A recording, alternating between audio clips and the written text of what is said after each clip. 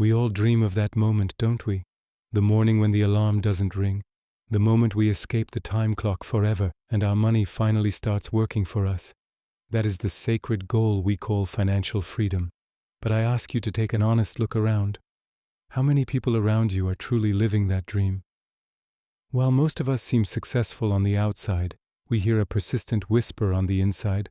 Something is not right. Something is constantly holding us back. Today we are going to expose this silent power encircling our lives: debt. Debt is no longer just a financial tool. It is the most profitable, successful, and insidious product in history. This product owns you. Total global debt now exceeds $300 trillion. This staggering sum is clear evidence that debt has transcended its role as a mere tool, evolving into an enormous mechanism that holds the future labor of every individual on this planet hostage. It's not just a story of numbers. It's the saga of how human psychology, historical laws, and multinational financial engineering converge to create the most lucrative product ever conceived. To understand why debt is so profitable, we must first examine its place in history and the trap it sets in our minds. Debt is as old as civilization itself. In ancient societies, however, debt served as a social balancing force. When chains of debt led to societal collapse, kings had to wipe the slate clean. Debt was a limited tool, so when did this limited tool transform into an infinite profit machine that creates poverty and sustains itself? This transformation did not happen overnight. The seeds were sown in the sacred temples of modern finance through gradual and deliberate regulatory changes. Until the early 20th century, borrowing was mostly reserved for the wealthy and large commercial ventures. The average person would save for months or years to buy a car or refrigerator. Patience and delayed gratification were virtues. When credit cards were introduced in the 1950s, they were marketed as a simple convenience.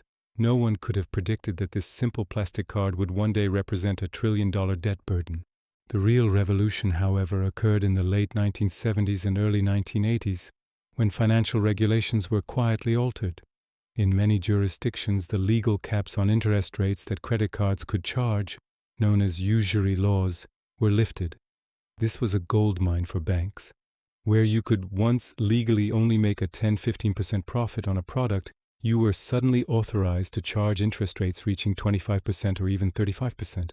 Borrowing money instantly became more profitable than creating money. Lenders no longer had to take risks because in the worst-case scenario, they could trap debtors in an endlessly escalating interest spiral. Debt ceased being a service and transformed into a legalized profit machine. Now let's address the most insidious part of the equation. The greatest force driving the profitability of debt is not an outside banker, but rather the vulnerability within our own minds.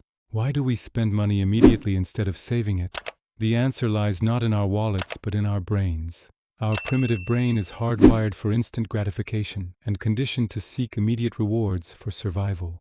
The multi-trillion-dollar advertising industry exploits this primal impulse to perfection. Every ad whispers, "You deserve this now."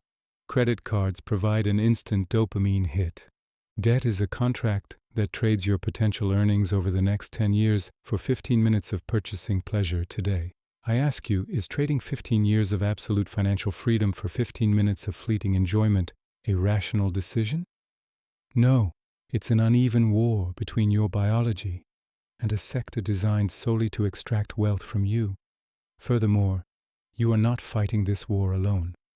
The most potent sociological force that increases the profitability of debt is the trap of normality. Most people borrow not out of necessity but to keep up with their peers or appear successful. A big house or a new car are no longer status symbols. They are visible symbols of debt that continuously increase lenders' profits. Debt providers transform your social environment into their most effective sales team. You chase an appearance at the expense of your freedom. Debt is the primary fuel for this societal game. The mathematical secret to debt's profitability lies in compound interest's dual role. While compounding is a boon for building wealth, it is a curse for debt. For lenders, compound interest is the engine that ensures money multiplies exponentially upon its return. While you struggle to finance your daily life with your paycheck, the lender's capital continues to grow exponentially, even while you sleep. This growth is based on your debt. When you only make the minimum payment on a credit card, the vast majority of that payment finances the interest, not the principal. For the bank, this is a guaranteed profit mechanism. Your time and labor, earned through hardship, are transferred directly to the creditor class as interest income. However, the ultimate breakthrough that turned debt into a global product was its transformation into a tradable commodity, securitization. Previously, when a bank issued a loan, it retained the risk of default. This naturally curbed the appetite for lending. However, securitization changed this rule forever. Now banks package thousands of mortgages, auto loans, and student loans together. They give these packages fancy names, such as collateralized debt obligations, CDOs, and sell them on financial markets. What does this mean? It means the bank no longer cares if the loan is repaid because it has sold the risk to someone else.